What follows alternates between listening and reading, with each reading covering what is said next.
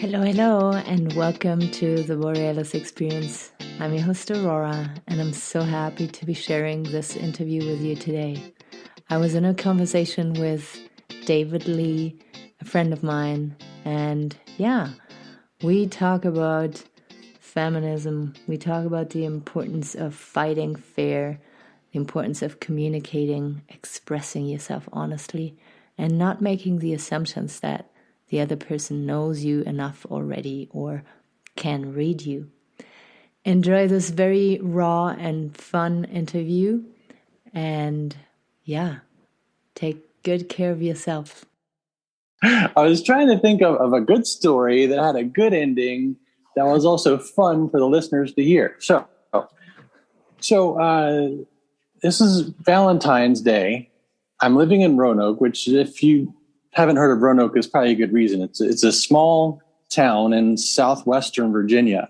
Yeah. And so I was in school at the time. I didn't have a whole lot of money, and the person I was dating didn't either. And so I said, okay, here's what we're going to do. We're going to have Valentine's Day, but we're not going to spend more than, I think it was like $5 on each other. Yeah. And she goes, okay, great. And I planned this out. I was in school at the time and she was working down at the hospital. And so I went to the dollar store and I got like a 15 pack of red balloons, giant red balloons, right? Yes. And I went out to her work and I found her car in the parking lot.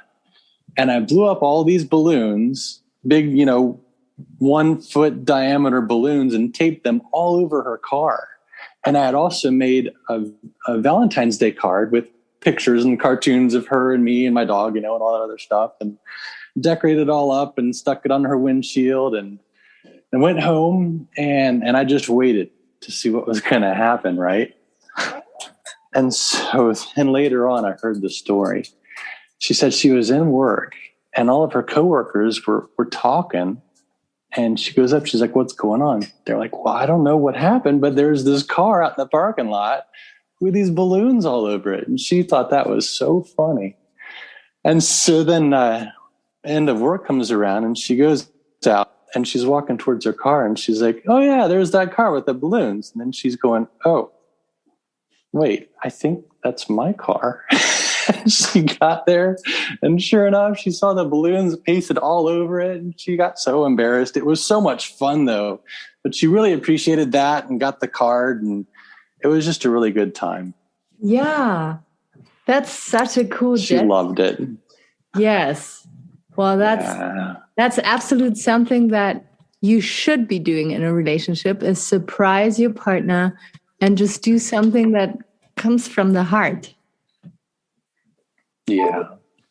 Very. Yeah, that was a good time. And I didn't spend a lot of money, which was good too. Not that I'm cheap, but just I didn't have any money at the time. I was kind of broke. Yeah, you don't need tons of money to impress your Valentine or the person you care about, right? Like, you can be creative. Yeah. Yeah, totally. So we both read books on boundaries. You read 2 books, actually, right? You read the Boundaries book and then the Boundaries in Relationship book. Well, I haven't gotten started on the Boundaries in Dating book yet, but I do have it. Okay. So what have you learned in your past relationships about boundaries? Are you really good with boundaries, or were your partners good with it, or both who are not good at it? What are your experiences with that? Well, I think there are some areas that I'm good at and some areas that I'm not good at. One thing I can do is I can get on a certain topic and stay on a topic, especially if it's one that I like, planes. And sometimes I tend to talk too much about them. And so I have to learn when to call it quits. And sometimes it's hard to tell if the person's actually interested or if I'm just, talking about my own interests rather than theirs. Mm-hmm. Okay. So it would be like a balance in the conversation, that you have to find out, okay, is that person into it or not? Can I continue talking or not? Yes, totally. And I think a lot of that too comes down to just conversation and clarifying. After a while, you learn to say, okay, so if I'm going too long, you let me know. Because a lot of times I find people say, well, if he doesn't know, then I'm not going to tell him. I've heard that a lot. Oh. And the thing is, sometimes as a guy, and me in particular, sometimes I'm just oblivious. Okay. So I would rather you tell me up front, hey, look, this is what I feel about this, or don't do this, when I'm doing this, whatever, and just let me know. Mm-hmm. But a lot of times it's just going to be a blunt, David, your story's gone too long. Let's move on. Then I can say, oh, good. Rather than dropping me hints like kicking me under the table or, pinching my arm or whatever. Okay. And do you think it's like from the other person's side that they don't trust that you will react well, or they don't have that kind of, the tools to communicate what they want to communicate to you?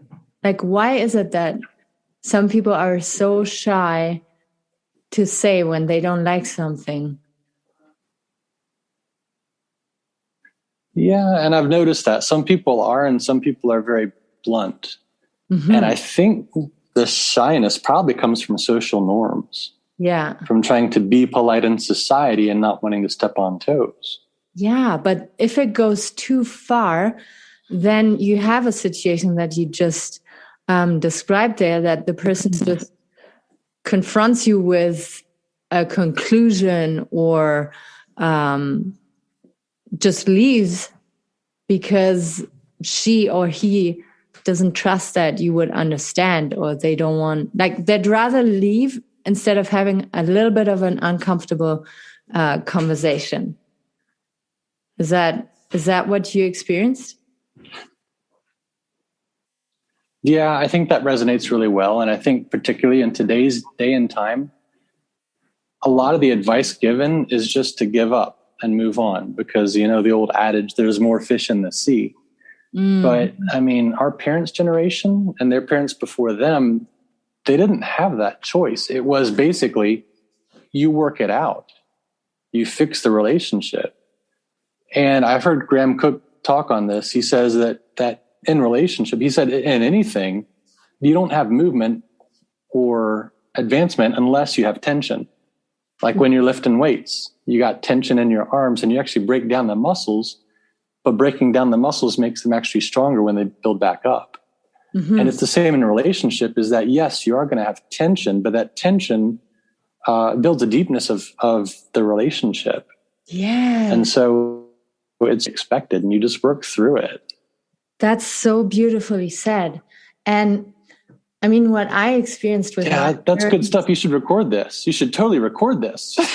Well, let's make sure that we put this out there because people will love to hear it. Yeah, I pressed the button long time ago. Oh, yeah, I totally agree. The experience that I made or observed in my parents and grandparents is, in that generation, a lot of people endured stuff.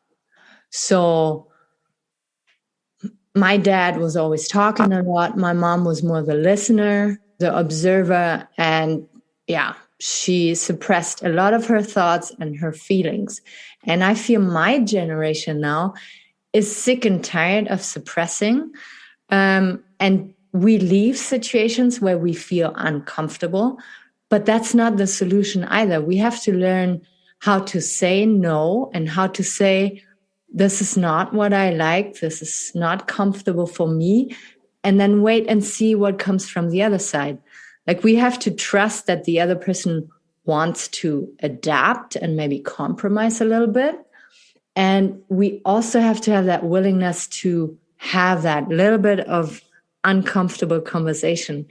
But I feel a lot of us, like you said, are just checking out and exploring more fish in the sea. And that doesn't create depth. That just creates a society of shallowness and superficial relationships. And that's not good. Yeah, I totally agree. I mean, it's created people who are just runners, and they'll run from relationship to relationship until they find the one person who suits all needs and checks all their boxes, which honestly, they're never going to find because nobody's like that. Yeah. The truth is you grow in relationships. I mean, I've been in relationships before too, where I've just been a butt and it happens and you'll get in arguments, but what's that? What do you mean with I've just been a butt?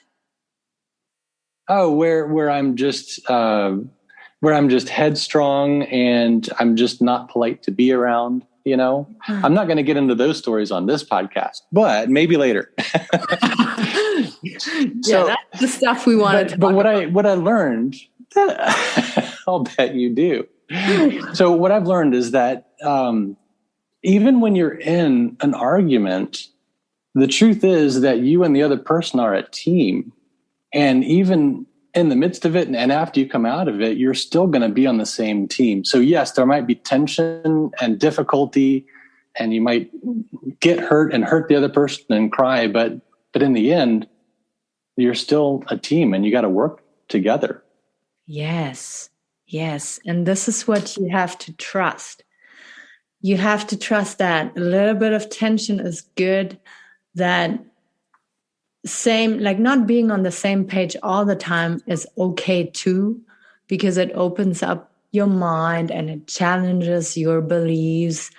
And yeah, you have to trust that you're both on a team and that you're having that argument to sort things out and to then have a deeper and better relationship.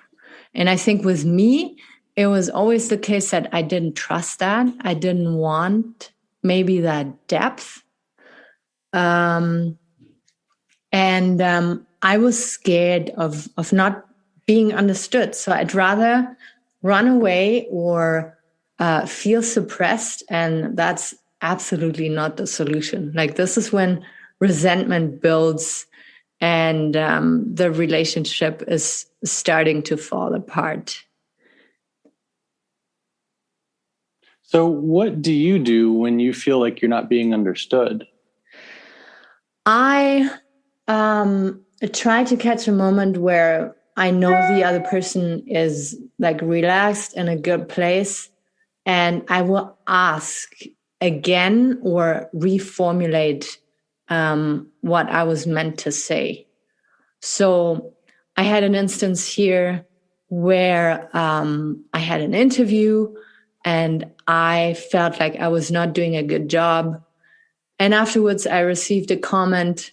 Well, yeah, you were laughing hysterically and it sounded pretty silly. And I just blew up a fuse. I just blew up a fuse because I felt shitty already.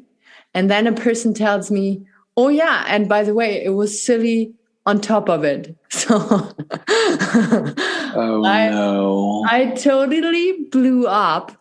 But the person didn't understand why, because didn't see that I was frustrated and sad. So I'm also one to not really show how I feel. And then just made that silly comment. And then I blew up. And instead of blowing up, I should have just said, hey, you know what? Like, I felt really bad about my interview already. And your comment really makes me feel worse. And just to say how I feel, to put it into words, works wonders. And I didn't know that before. I thought to be heard, I have to be aggressive. I have to shut people out or avoid them and to kind of punish them with the silent treatment or so. But not to find out now that I can actually say, no, this is how you made me feel. And it felt really bad. And then to see the person be like, oh no, I'm sorry, that was not my intention. Like I'm on your team, is it dissolves all the anger, all the sadness in seconds. And I don't know if you had situations like that where you just simply communicated and it dissolved a situation, but I think we totally underestimate the power of kind words and just genuine expression of how we feel. Yeah, totally. And I kind of grew up with that same kind of belief that if you want to be heard, if you get angry, you need to raise your voice and yell and that kind of thing. But later on, I learned, that's not really beneficial. And sometimes you get a lot more done with kind words. Had gone through Stephen Covey's 7 Habits of Highly Effective People. Mm-hmm. And they're great habits, one of which is seek first to understand, then to be understood. And he talks about how you talk in conversation about how if there's an issue, you don't just go to the person and say, look, I have a problem with this, and I'm angry because of this. You start first saying, okay, now there's a problem here. I want to hear your view first. Tell me what's going on. And then once they tell you and you start to open up and talk about it, then you can say, okay, this is how I felt about it. And this was my response. And then I think that's what really gets the conversation going. But just to understand the other person before you interject what your own personal view is on the topic can clear up a whole lot of stuff right off the bat. Wow. Yeah. And see, those are the tools that we need out there. This is, like, for me, such a precious conversation we're having, because I was, like you, I didn't have these tools. And then you just need to read it sometimes in a good book or experience it with a friend, that there is other ways to communicate and to get people to listen to you and understand you. And like you just said, the second the person in front of you knows that you want to hear them out first, that's when they open up and they kind of become soft and open to receive your message as well. And it's such a beautiful, way to connect, and the only way to really have a romantic relationship. We are all a little shy when it comes to expressing our feelings, but I feel more and more people want to go down that path and see that this is the way to go to connect and feel fulfilled. I agree. I mean, it's so true. Like what you're saying is, people, I think, oftentimes are afraid to reveal the real self, to reveal how they truly feel, because it makes you vulnerable, and it leaves you open to, I don't know, whatever you want to call it, judgment, or just seeming to be, what's the word for it? I guess just open and vulnerable. Mm-hmm. But the truth is that, I went through a period in time where I was very reserved, and I felt if people got to know the real me, they wouldn't like it. Mm-hmm. And I had a guy say to me, he says, well, if you do that your whole life, then how do you really connect? How do you tell people who you really are? Mm-hmm. He says, you need to get that out there. And, it's okay to be sad or lonely or to cry or whatever. Mm-hmm. But in that connection, you get to know them on a personal basis, and they get to know you. And that's a lot better than just being reserved and closed off to people all the time. Totally. Yeah. And the moment you allow yourself to be open and soft, the other person will do the same. Maybe not at the same pace, but they will know, oh, I can actually trust that person. I can open up to them because they have done it already. So it builds trust and intimacy, and you, for your part, you find out pretty quickly, oh, can that person handle my true self, or can they not? And if they can, then it makes you fall in love even more with them. And if they can't, then but you can't stop doing it just because they don't respond well. You have to stay true to yourself and just know that you're not the cup of tea of that other person now, but don't change and don't start to suppress again and put a mask on, right? It's a tricky situation to be in if you've been closed up for a long time. I can see how that was maybe hard for you at the beginning. But if you had a good partner and had a good experience, you know now that it's totally worth it. Yeah, absolutely. Yeah, it's a lot better to be known than to just be in your own shell. It's funny you say cup of tea too, because I got my Earl Grey right here. It's so good. Very classy as usual, David.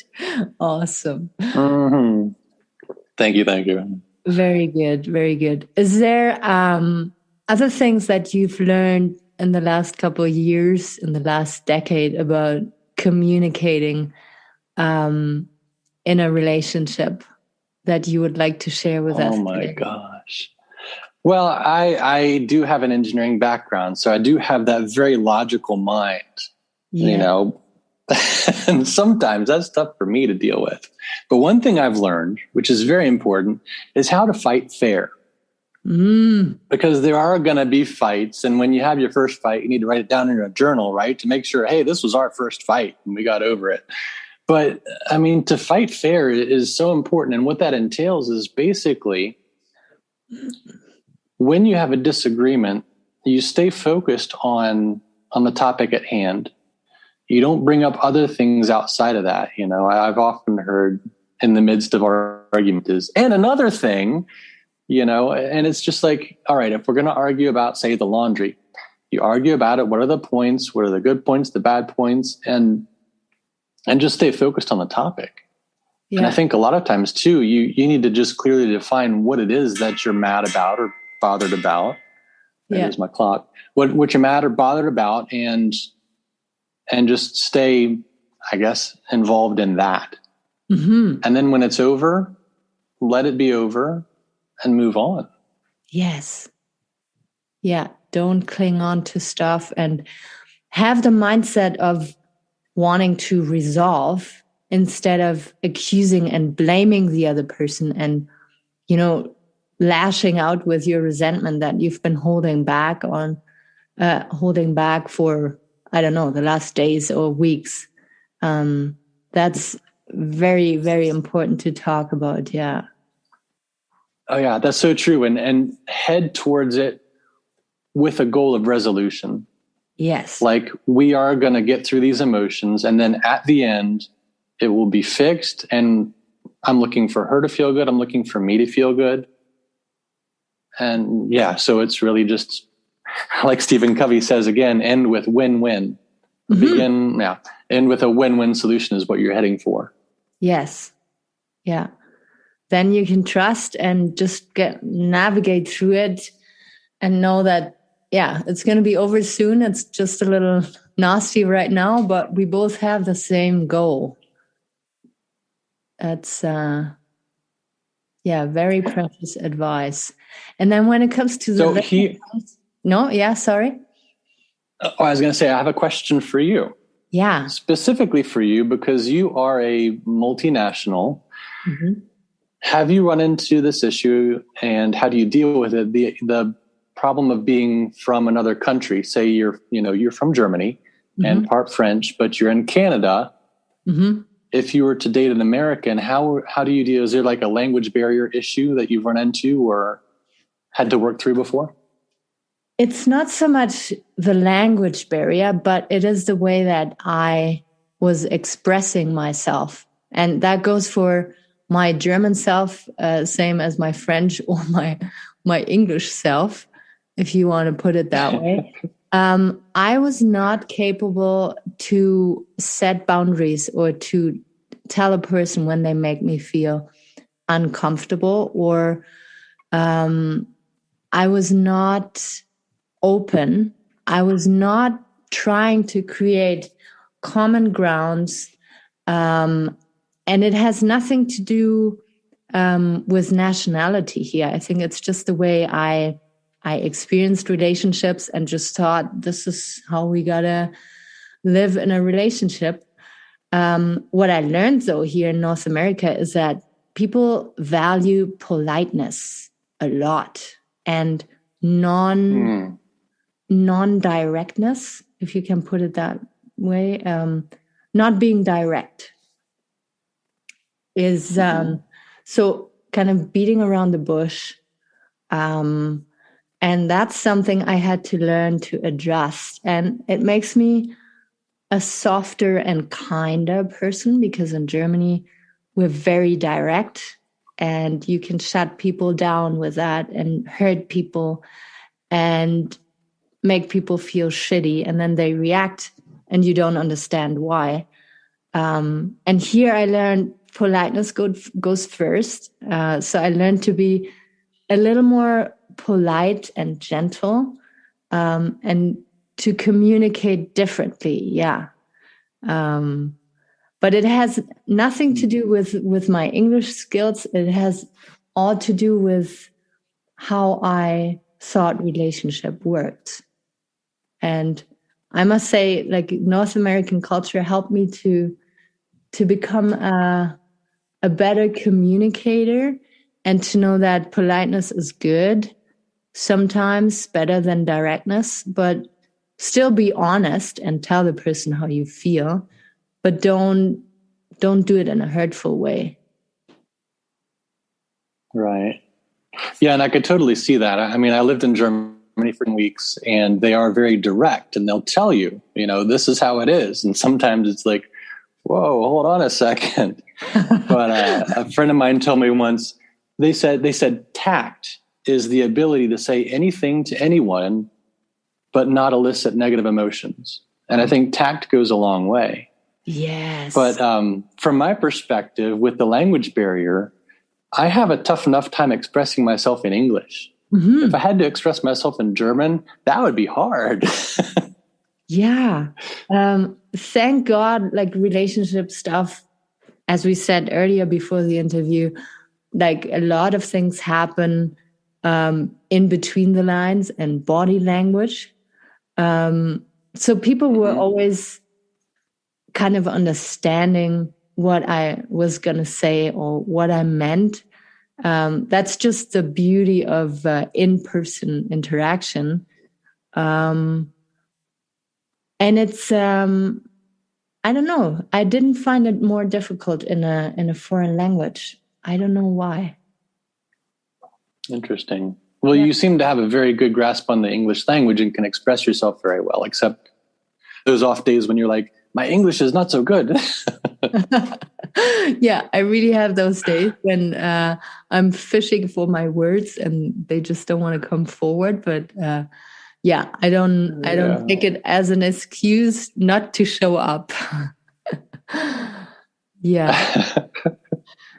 Is there any other area, like, we had communication and setting boundaries as a man, that you would like to talk about when it comes to relationship, that you like can't put a finger on it, or something you always wanted to know,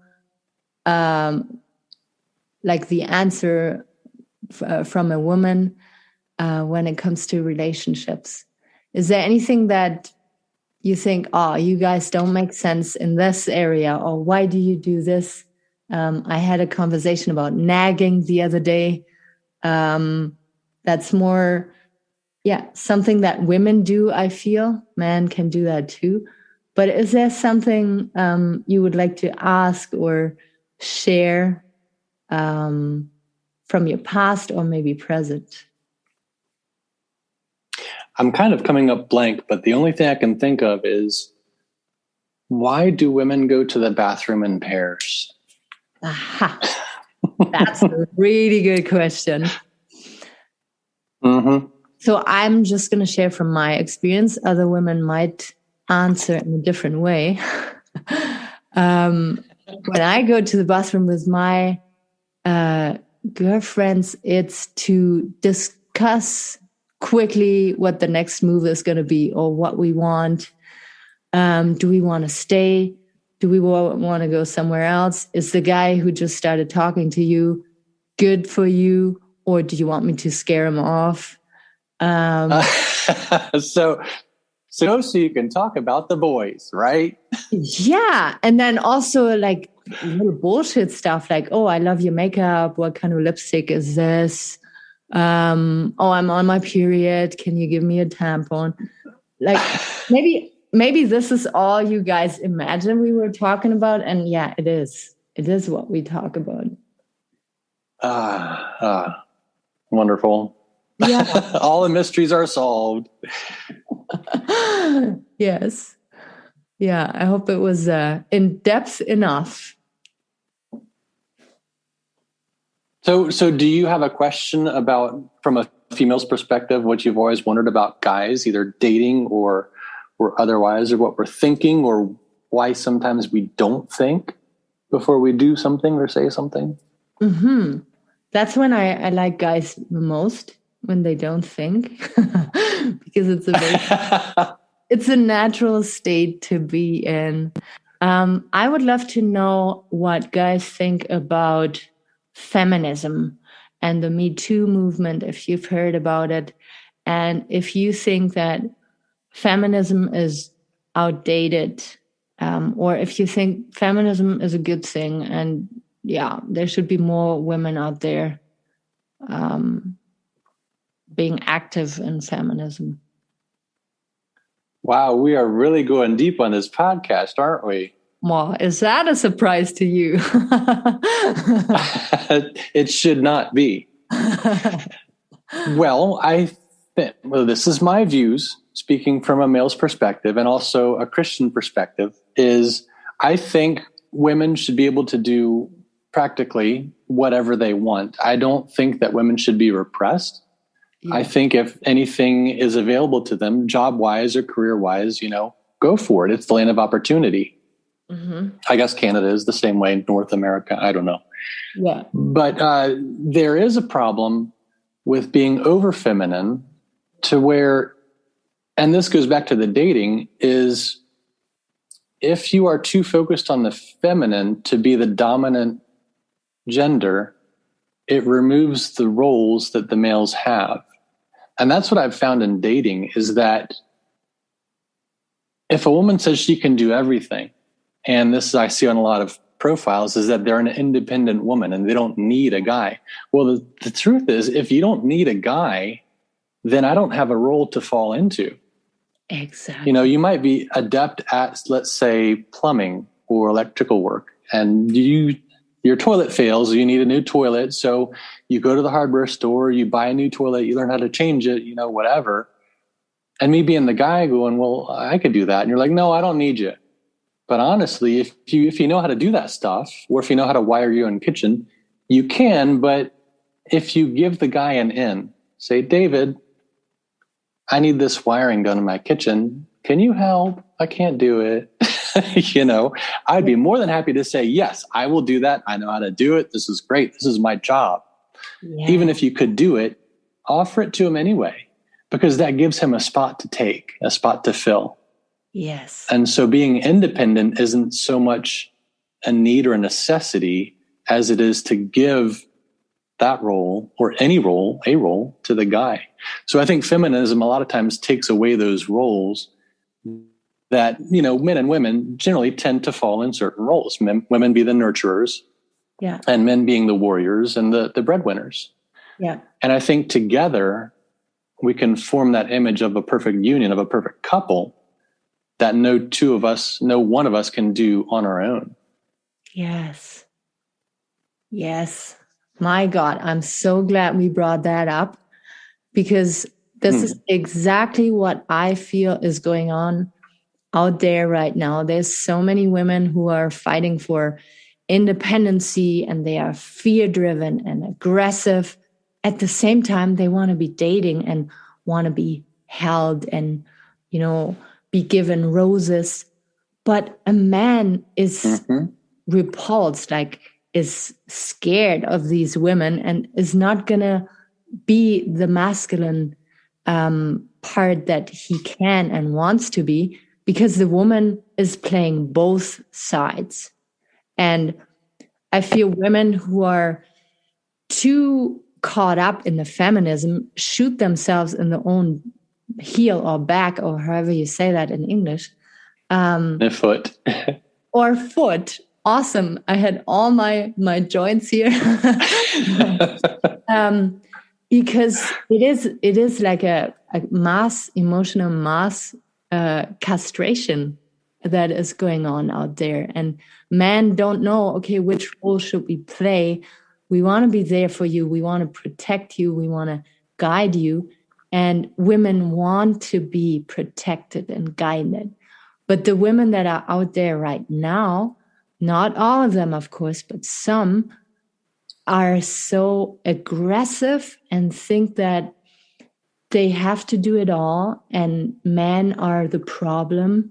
But they don't see that they themselves are blocking themselves from a genuine, happy relationship with a man. Unless the man is willing to give his masculinity up at the door and to, I don't know, mold into some feminine or non-gender creature, it works. But if the man wants to be the man and wants to play that role in a woman's life, it's not going to work. It's like two magnets of the same pole. They're not going to attract each other.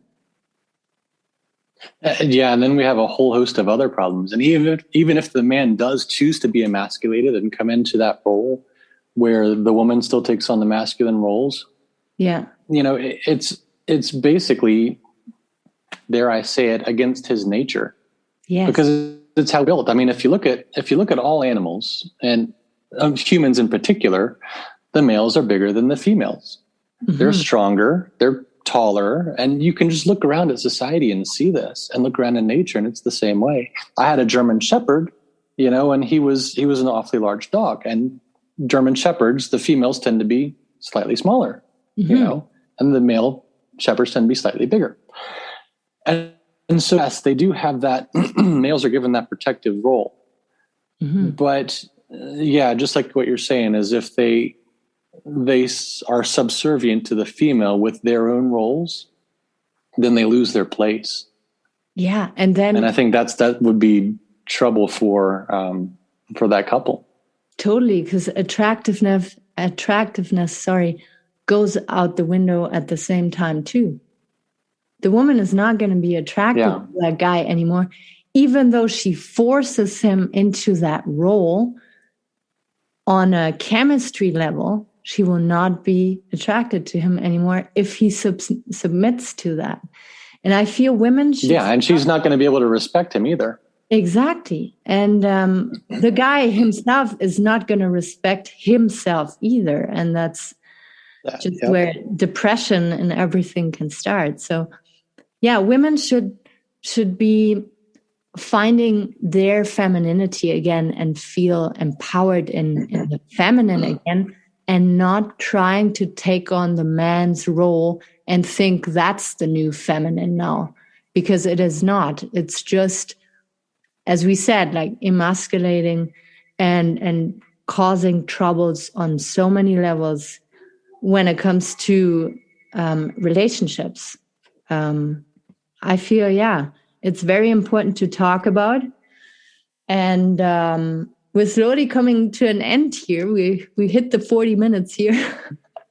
Is there... 40 minutes is up. I know. Is there something you would like to add when it comes to fighting fair, boundaries, communication, role models? I think one of the most important things in relationships is to be kind, and to know that your partner is a part of you. You wouldn't be cruel to yourself. And the truth is that it's a joint venture. Mm-hmm. That if you are not kind to them, it's like you're not being kind to yourself. Mm-hmm. I always thought about rules around the house. If the dishes don't get washed, if I don't wash them, then she has to. And if she doesn't, then I have to. Mm-hmm. So you might as well pick up the slack, because you're a team, and that's how you have to work. And I think one of the other most important things is communication. Mm-hmm. I've always said that I don't know how you're thinking or feeling unless you tell me.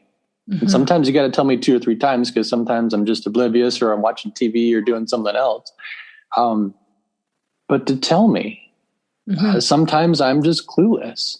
And so let me know what you're thinking and feeling with tact, ideally, but without, you'll that communication part and say, hey, look, this is how I feel right now. And I want you to know that. And then knowing that, I can respond. But in a way, if you don't communicate that, it's partly your fault. Because unless you tell me or somehow I sense, I'm not going to know. So kindness and communication are both very important in any relationship. Yes.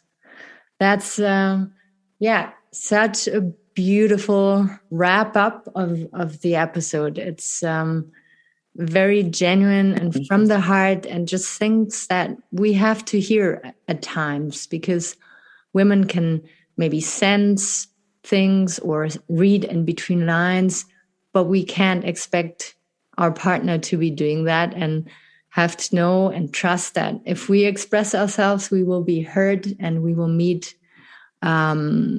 together and work things out together. Yeah. Very, very beautiful. Absolutely. Thank you so much, David, for being here today on the board. Aurora, this was great. This was wonderful. Yeah, there was a little bit of a delay here in between us. But yeah, thank you so much for listening to this interview with David Lee. It is very important to keep the balance, to keep some good positive tension in between men and women. But I think the main message here is we got to communicate honestly. We have to be kind with each other and know that we both want the same. We're on a team. We're together in this. And we want to support each other and be there for each other. This won't be the last interview where I ask for a man's perspective. I feel it is very important to talk about in those times right now. So yes, stay tuned, and we will be out there very soon again for you. Bye-bye.